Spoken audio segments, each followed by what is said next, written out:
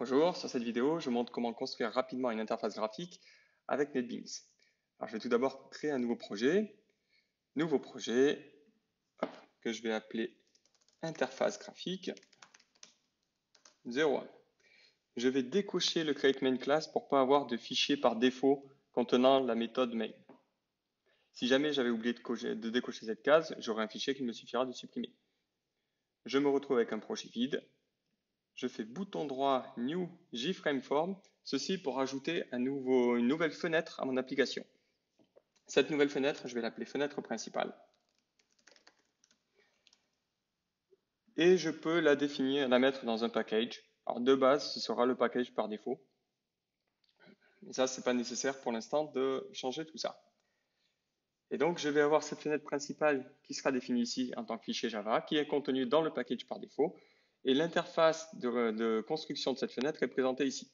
Il faut comprendre que cette fenêtre, c'est avant tout du code Java et je peux revenir sur le code en cliquant sur le bouton source. Et auquel cas, j'ai l'ensemble du code correspondant à ma fenêtre, avec certaines parties qui auront été créées automatiquement, notamment le code généré ici, qui a été volontairement replié, et sur lequel on voit à peu près tout le code qui aura été généré automatiquement via l'interface graphique. Donc je vais le replier dans un premier temps, je reviens sur Design, et là j'ai tout ce qu'on appelle les swings. Donc je vais prendre un label, le placer ici, en double-cliquant dessus, je peux l'éditer, je peux l'agrandir, le placer au centre de ma fenêtre. Je peux également, en cliquant dessus et en allant sur Propriétés, changer la police par défaut, 18 en gras. Ah, je centre ça. Je vérifie au niveau du source ce qui aura été généré. On peut voir ici que j'ai un JLabel1 qui est apparu, qui correspond vraiment à cet élément et le word que j'ai placé. Et lorsque je regarde dans le code généré, eh bien on voit ici mon label qui aura été créé. On voit que la police aura été attribuée à ce label avec la police Lucida Grande en taille 18. 1 correspond au bold. Et puis on voit le texte qui aura été mis sur ce label-là. On voit ensuite comment le label aura été rajouté. On voit ensuite comment le label aura été rajouté à ce composant. J'enlève le code généré, je reviens sur mon design, je lance mon application. On me demande de sélectionner la classe principale qui contient le main. En effet, si je reviens ici, vous pouvez voir la méthode main qui aura été générée ici automatiquement. Je lance et j'ai ma première interface en Hello World. Deuxième étape, je rajoute un bouton, un JButton. Je vais rajouter un nouveau label en dessous. J'agrandis ce label, je supprime le texte à l'intérieur.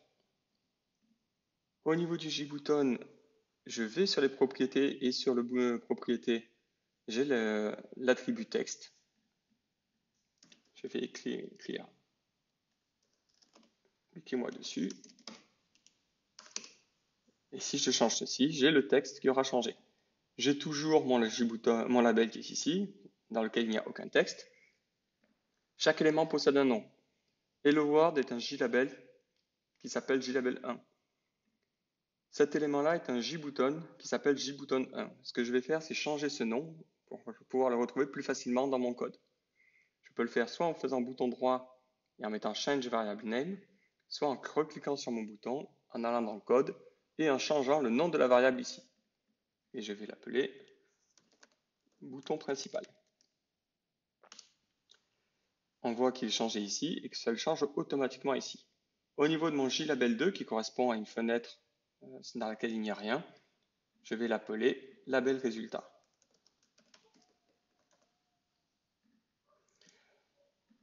Le fait de renommer ces différents widgets fait que dans mon code, je vais pouvoir les retrouver avec les noms que j'aurais précisés. Ici, bouton principal et label résultat. Et on peut voir toujours qu'au niveau du code généré, ils apparaissent avec ces intitulés-là. Le bouton principal est créé ici, label résultat est créé ici, et puis le texte du bouton principal aura été mis ici.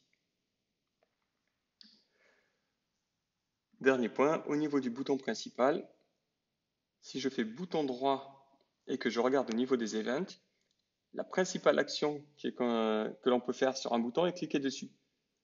Lorsqu'on va cliquer sur le bouton, cela va déclencher l'action Action Performed. Si je clique ici, je reviens au niveau du code, j'ai cette méthode qui vient d'apparaître et je peux rajouter ici le code que je souhaite exécuter lorsque l'on aura cliqué sur mon bouton. Ce que je vais faire ici, c'est simplement changer le contenu du label résultat.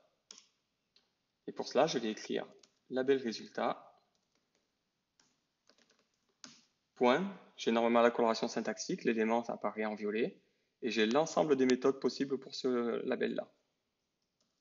Je vais utiliser la méthode setText. SetText me permet de changer le contenu d'un élément. SetText,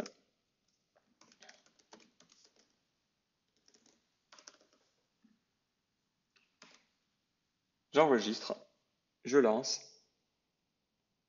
j'ai mon application, lorsque je clique dessus, j'ai changé le contenu du label.